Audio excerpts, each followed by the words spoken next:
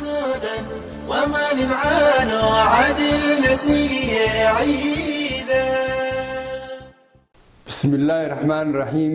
السلام عليكم ورحمة الله وبركاته.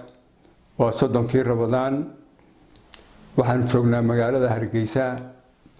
berrito waxay ku baagantahay hadii ay baynugu simo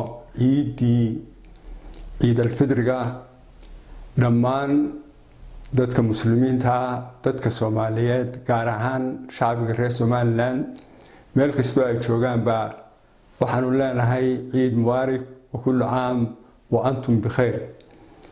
ilaahay maalinteeda iyo maalmo badan oo kala ba haynugu simo dhammaanteen dadaalina faran. Soomaalidu waxay tiraahdaa haan gunbay ka tolantaa biyana meel godan bay isugu tagaan. saldhigga noloshu waa nabad iyo ammaan iyo deganaansho. halkaas bay wax walba ka bilaabmaan.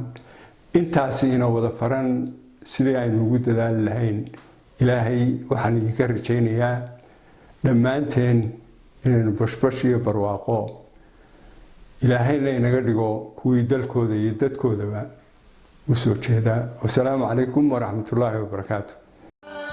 كودا وما لمعان وعدل نسيه عيدا.